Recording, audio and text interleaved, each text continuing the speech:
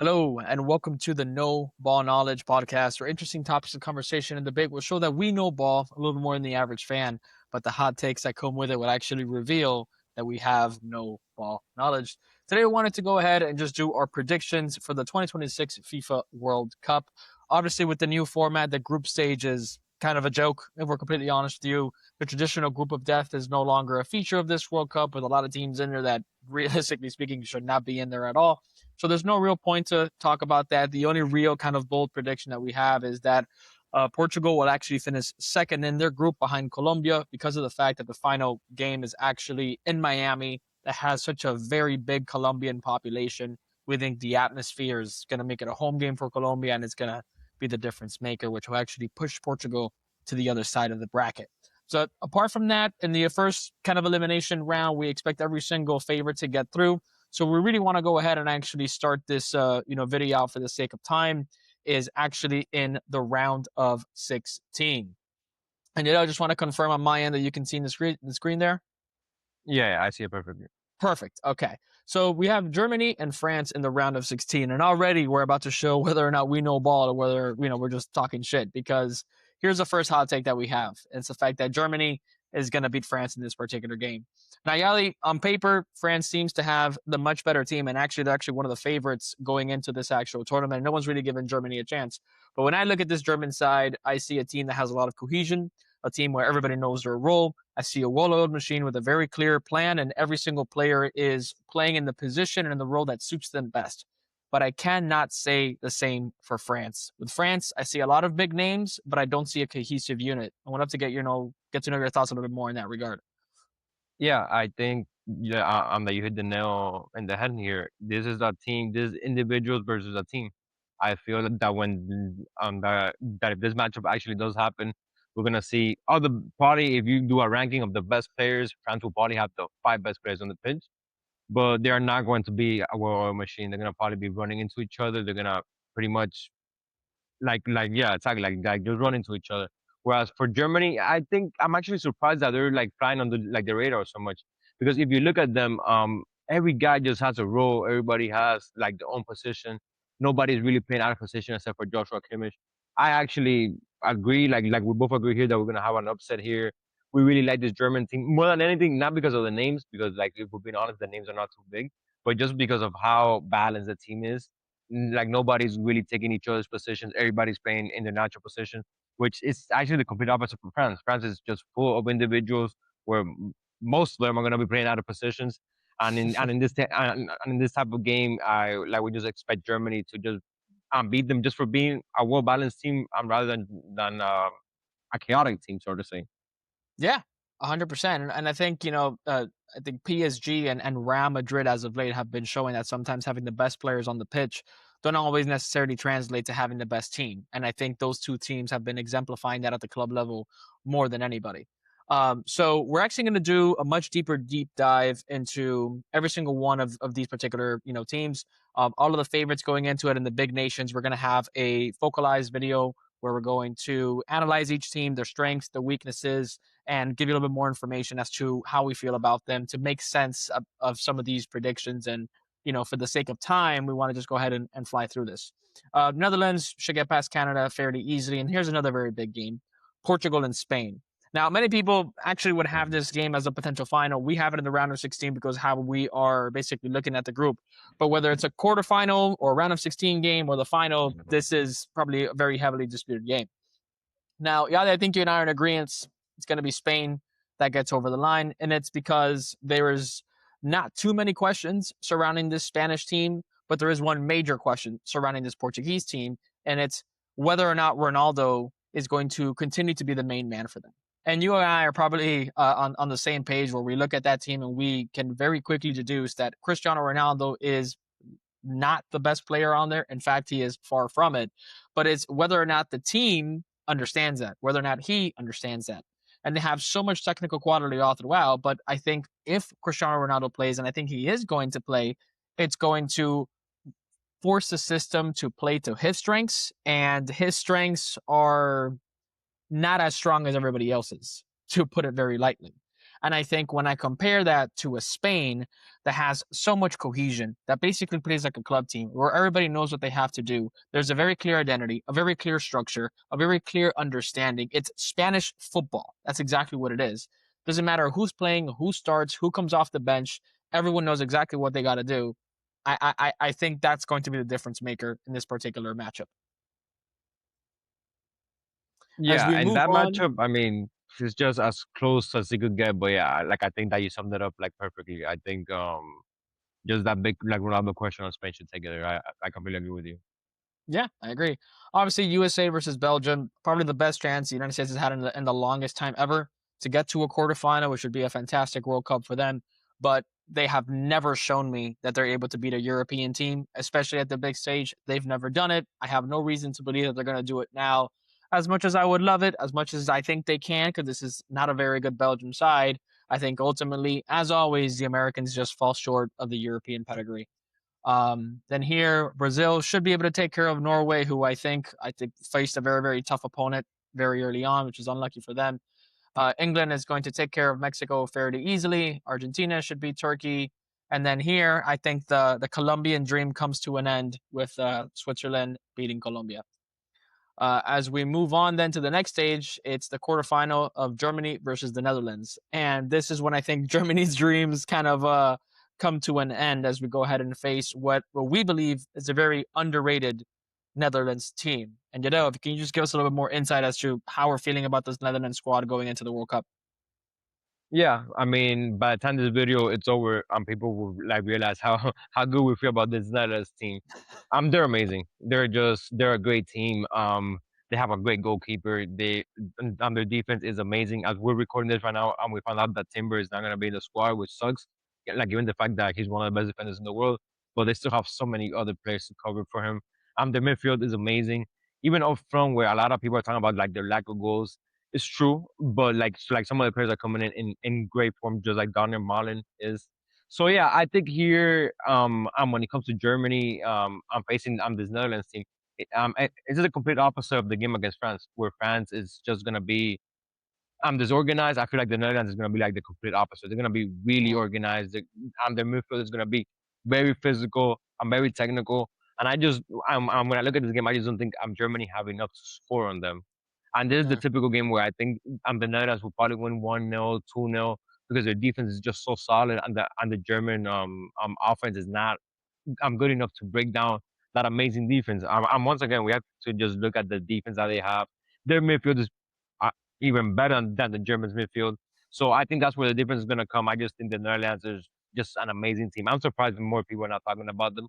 And yeah, yeah, here I think we both agreed that the Netherlands will win this game and make it to the semifinals.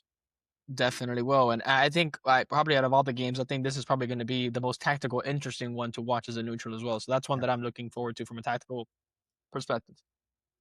Spain should take care of Belgium fairly easily. Not much to discuss there. I think England heavily favored against Brazil, and I think they will get the job done. And Argentina should beat Switzerland. And here we are in the first semifinal game: Netherlands versus Spain.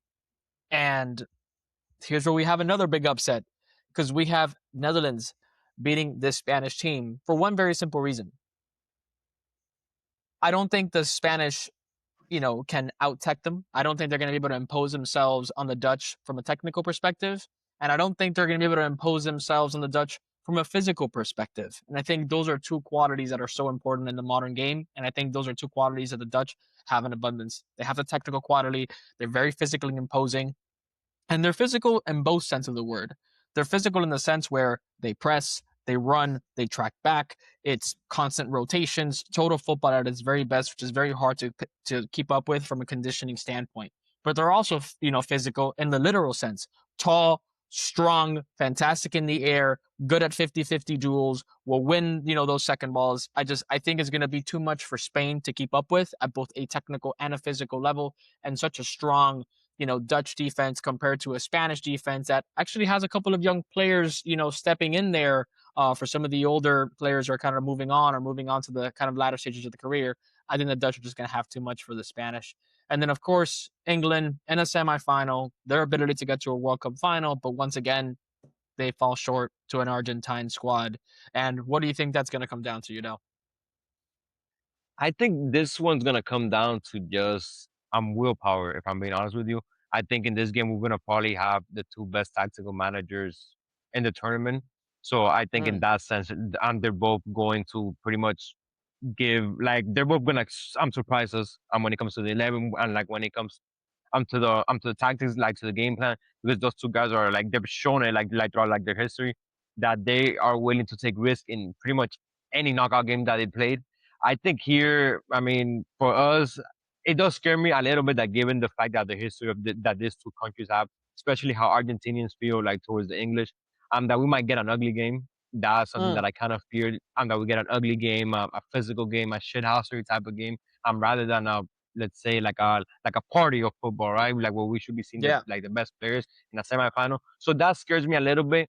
And I think from the Argentina side, they're just gonna try to shithouse their way. They're gonna try to make it physical. They're gonna try to sort of bully the English, and I don't think the English sort of are ready for that yet.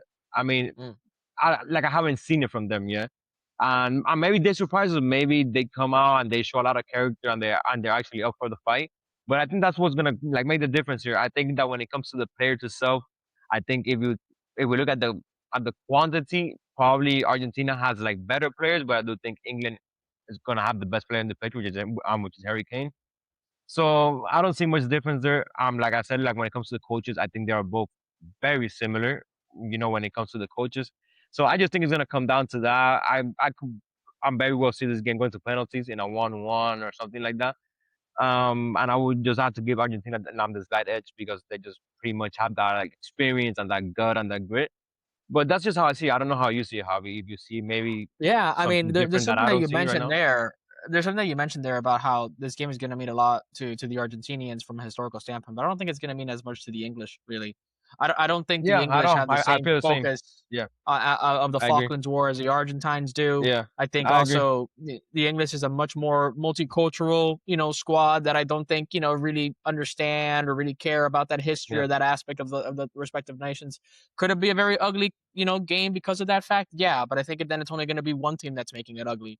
But I think this game is going to be much more and much bigger than football for Argentina, and I think yeah, that could be the difference maker. And even then, right, if there's nothing to separate them, it comes down to penalties. They both have fantastic penalty takers, but there is one very big difference.